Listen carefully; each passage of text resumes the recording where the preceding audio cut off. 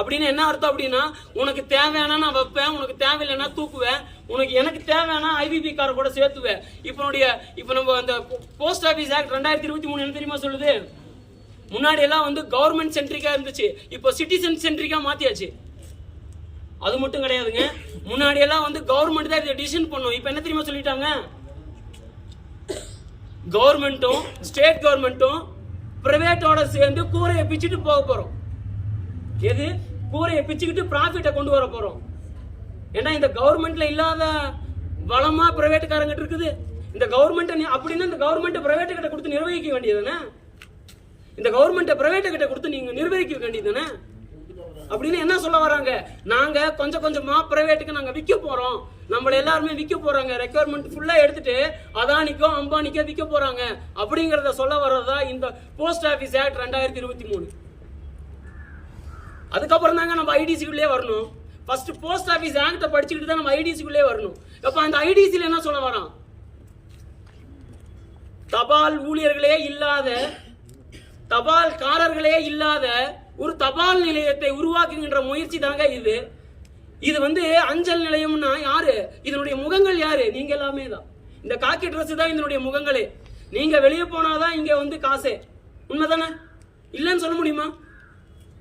அங்க வந்து பிஏ யாருன்னு கேட்க மாட்டாய். என்னுடைய போஸ்ட்மேனுங்க, இவர் என்னுடைய போஸ்ட்மேனுங்க, இவர் என்னுடைய போஸ்ட்மேன் சொல்லுவான். நம்ம போனா அவன் என்னுடைய பிஏன்னு யாராவது சொல்லுவானா?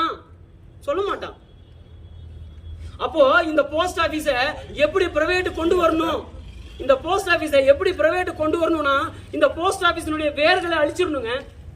எப்படி ஒரு மரத்துல வேர் அடிச்சிட்டோம்னு வச்சுக்கோங்களேன், மரம் பட்டு போயிடும். ஒரு மரத்தினுடைய ஒரு ஆலமரத்தினுடைய வேர் அடிச்சுட்டு என்ன ஆயிரும்? மரம் பட்டு போயிருங்க.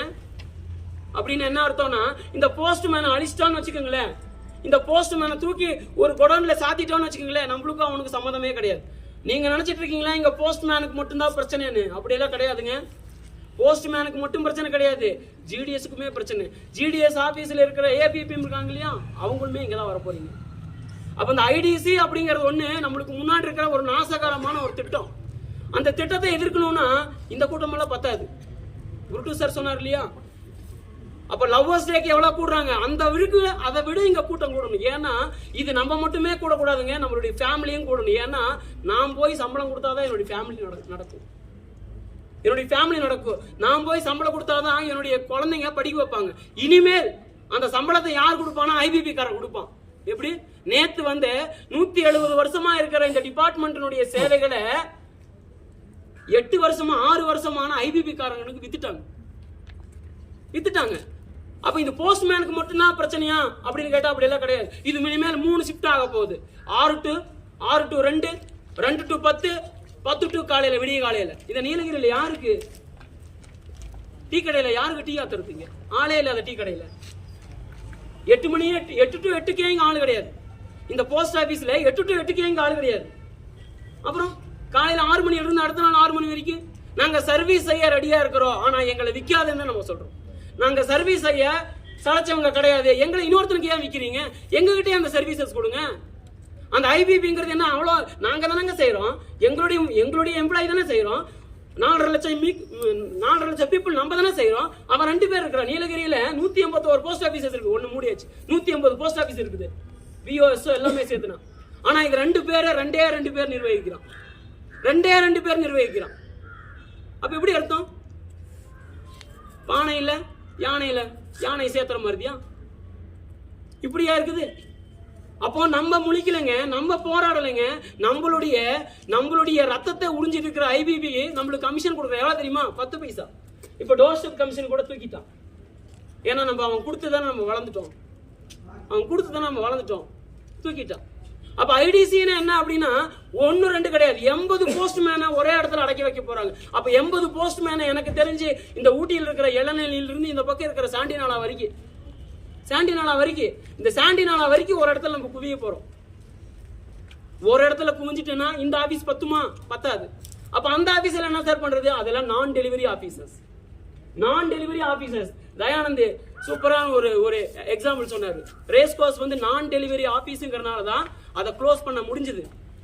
போஸ்ட்மேன் இருந்தா க்ளோஸ் பண்ண முடியாது. ஏன்னா அந்த மக்களே அவனை க்ளோஸ் பண்ண விட மாட்டான். இப்போ ஸ்டோன் ஹவுஸை க்ளோஸ் பண்ண முடியுமா? முடியாது. ஏன்னா அங்கே போஸ்ட்மேன் இருக்கிறான். அப்போ இப்போ நான் டெலிவரி ஆஃபீஸர்ஸ் எல்லாமே ஆயிடுச்சுன்னு வச்சுக்கோங்களேன், அடுத்தது ஸ்டோன் ஹவுஸ் தான் வரும். ஸ்டோன் ஹவுஸ்ல போஸ்ட்மேன் இல்லை, அவங்களுக்கு என்ன வேலை? Stone house. Next stone house, அதுக்கப்புறம் மேரி சில், அதுக்கப்புறம் சாண்டினலா, கடைசியா ஹெச்ஓ க்ளோஸ் பண்ணிடுவோம். கடைசியா இந்த ஹெச்ஓ க்ளோஸ் பண்ணி அப்ப நம்ம எல்லாம் எங்க போறது? அப்ப நம்ம எல்லாம் எங்க போறதுன்னு கேக்குறேன். அப்ப ரெண்டு பேரு 731 பேரை நிர்வகிக்கிறாங்க. நம்மளுடைய ஸ்ட்ரென்த் எவ்வளவு தெரியுமா? 731 பேர் வேலை செய்யறது. 655 பேர் வேலை செய்யறோம். 655 பேரை இந்த 2 பேர் நிர்வகிக்க போறாங்க. அது எப்படி? போஸ்ட்மேன் எப்படி போயாச்சு, அப்புறம் பிஏ எல்லாம் இகேஒய்சி அப்படின்னு ஒண்ணு வந்துச்சு. நான் நினைச்சுக்கிட்டேன் இகேஒய்சி நம்மளுடைய ப்ராடக்ட்னு நினைச்சுக்கிட்டேன். ரொம்ப சந்தோஷப்பட்டேன். இகேஒய்சி வந்து நம்மளுடைய ப்ராடக்ட்னு ரொம்ப சந்தோஷப்பட்டேன். ஆனா மெசேஜ் வந்து ஐவிவி காரன் அனுப்புறான். ஏன்னா என்னுடைய போஸ்ட் ஆபீஸ்ல என்னுடைய அக்கௌண்ட் நான் காசு எடுக்கிறதுக்கு நீ ஏன்டா மெசேஜ் அனுப்புற? என்னுடைய போஸ்ட் ஆபீஸ்ல என்னுடைய காசை நான் எடுக்கிறதுக்கு நீ ஏன் மெசேஜ் அனுப்புற அப்படின்னு என்ன அர்த்தம்? நம்மள கேட்காமையே வித்துட்டான்னு அர்த்தம். நம்மள கேட்காமையே வித்துட்டான். அப்ப ஏன் வித்தான் அப்படின்னு பாத்தீங்கன்னா 2022லயே நீ வந்து நக்சலைட்டுக்கு தீவிரவாதிக்கு என்ன பண்ணிட்ட? நீ காசை அள்ளி கொடுத்துட்ட, அதனால இந்த யூனியன் உனக்கு வேண்டாம் அப்படின்னு டீரெகக்னிஷன் பண்ணிட்டான். ஏண்டா டெல்லியில விவசாயிகள் போராடுறவன் நக்சலைட்டான்.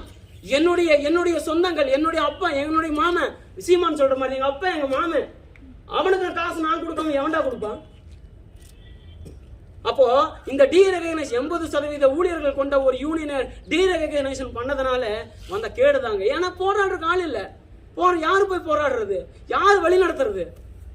80% மக்களையே முடக்கி வச்சாச்சு. அப்புறம் இப்போ அதையும் தாண்டி நம்ம வந்திருக்கிறோம். ஏன்னா அங்கீகாரம் என்பது அவன் கொடுக்க தேவையில்லை, நம்ம கொடுக்கறது, நீங்க கொடுக்கறது. இத்தனை பேர் வந்திருக்கீங்களா? அங்கீகாரமே இல்லாத யூனியனுக்கு இத்தனை பேர் வந்திருக்கீங்களா? இதுதான் அங்கீகாரம். இதை தவிர நம்மளுக்கு வேற என்ன ஒரு அங்கீகாரம் வேணும்? கண்டிப்பா இந்த அங்கீகாரம் தான். அப்போ போஸ்ட்மேனை பிரிச்சாச்சு, பிஏ பிரிச்சாச்சு. அப்ப இனிமேல் இங்க எஸ்பின்னு ஒருத்தர் இருப்பாரா அப்படின்னு கேட்டா அவர் ஐவிடிசிக்கு மேனேஜர் ஆயிடுவார்.